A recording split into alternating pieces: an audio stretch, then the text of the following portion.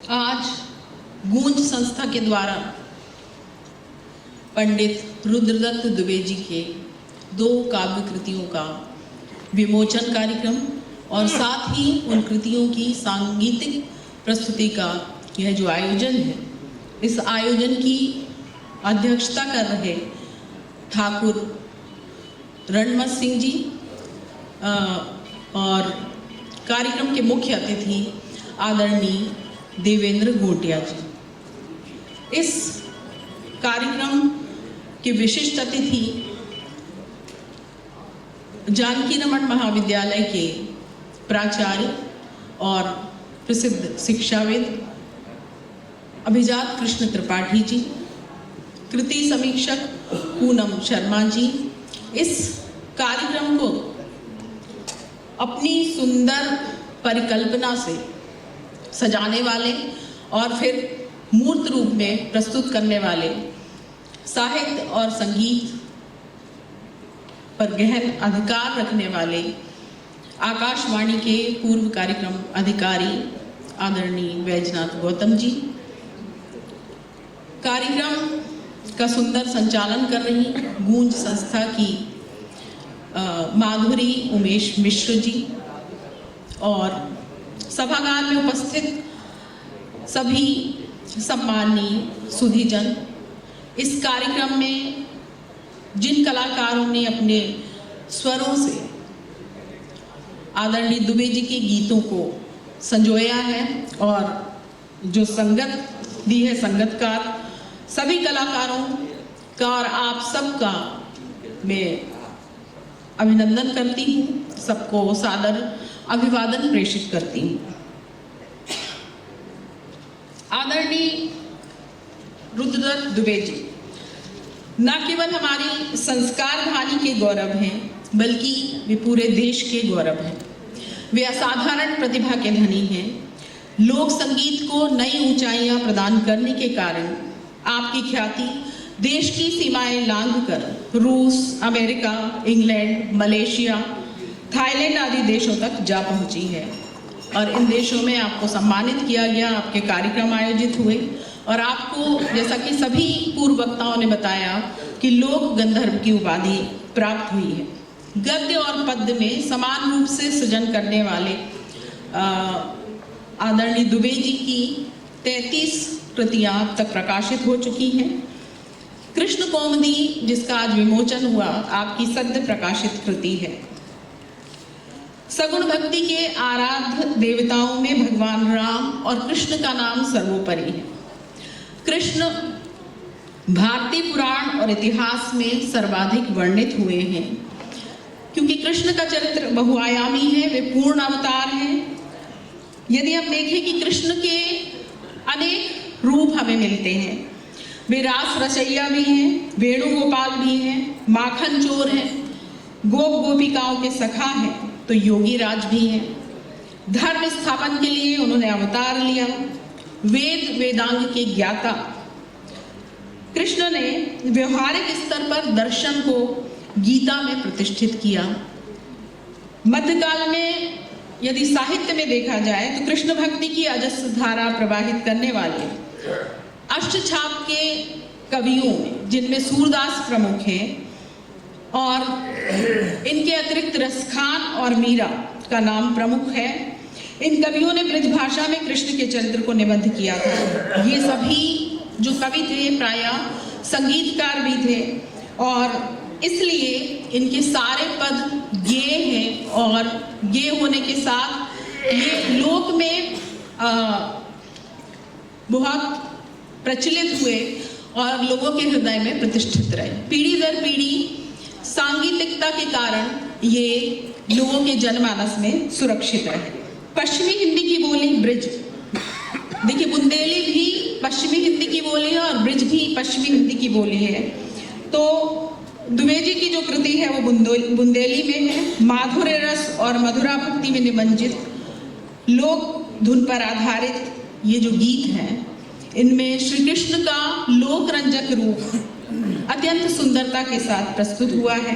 कृष्ण कौमुदी में मंगलाचरण से ही, कृष्ण कौमुदी की मंगलाचरण से ही इस कार्यक्रम का आरंभ हुआ था और इस मंगलाचरण के बाद 100 गीत हैं जो कवि ने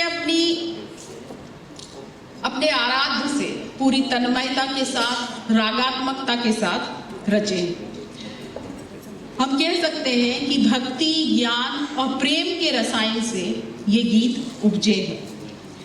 यदि इसके विषय वस्तु की बात करें तो कोई भी कृष्ण की ऐसी लीला नहीं है जिसमें इसमें वर्णन ना हुआ हो।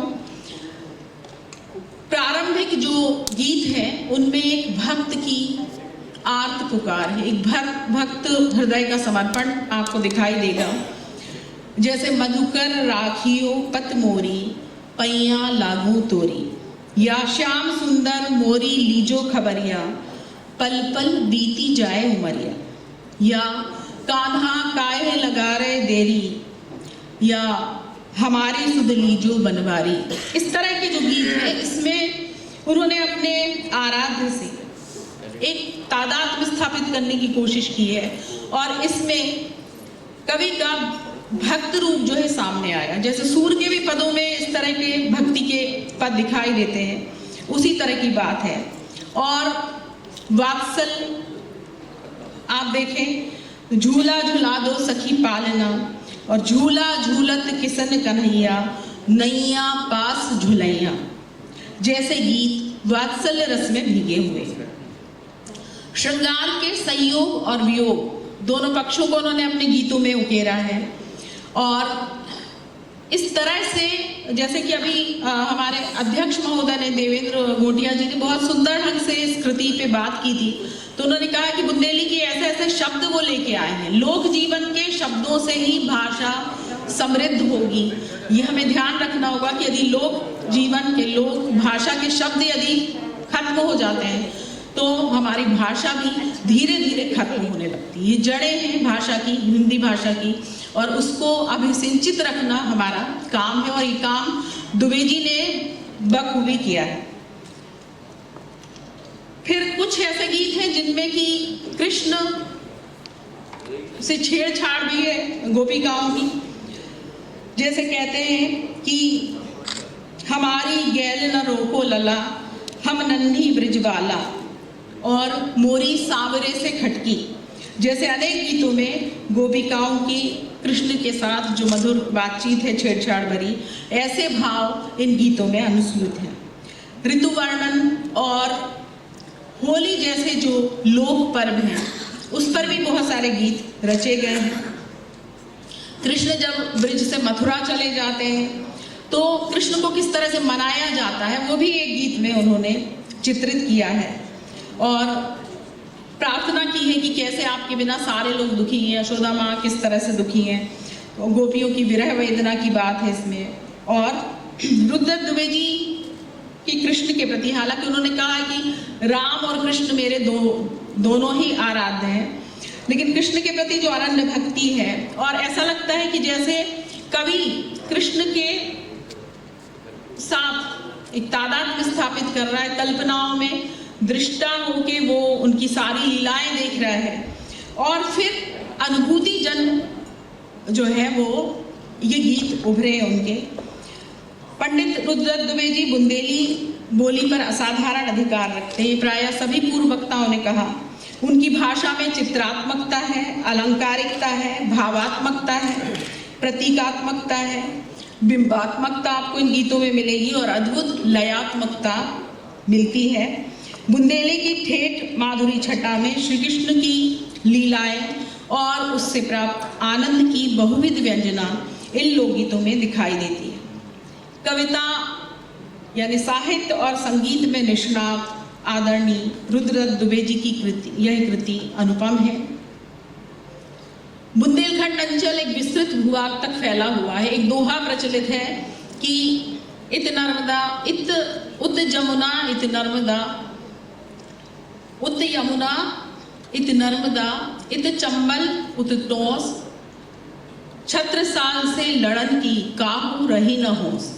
तो इतना व्यापक भूभाग है इस दोहे में। यदि आप देखें कि महाराज छत्रसाल ने इतना अपने साम्राज्य का, बुंदेलखंड साम्राज्य का विस्तार कर लिया था, और बुंदेली बहुत बड़े भूभाग पर बोली जाती है। तो ये जो गीत हैं ये दरअसल नई पीढ़ी को एक तो भाषा भी नई पीढ़ी के लोग सीखेंगे और दूसरा जो कृष्ण का चरित्र है वो भी इस माध्यम से पहुंचेगा, इस कृति के माध्यम से। संगीत की जो परंपरा है, विरासत है, जो उन्होंने रुद्रक दुबे जी ने अपने पूर्वजों से ज्ञान प्राप्त किया, उसमें अपना मौलिक योगदान भी दिया है। ये बहुत बड़ी बात है कि यदि हम ज्ञान लेते हैं तो हमें भी अपना प्रदेश सौंपना चाहिए। वो काम दुबे जी ने कर दिया है। अनेक मौलिक रागों को उन्होंने बनाया है, जन्म दिया है, तो ये भी एक बहुत बड़ा काम किया है। मैं आपको बहुत बहुत बधाई देती हूँ जन्मदिन की, माधुरी जी को बधाई देती हूँ, आप सभी श्रोताओं का हृदय से धन्यवाद देती हूँ और गूंज संस्था ने मुझे यहाँ आमंत्रित किया, आपके प्रति भी हृदय से कृतज्ञता ज्ञापित करती हूँ।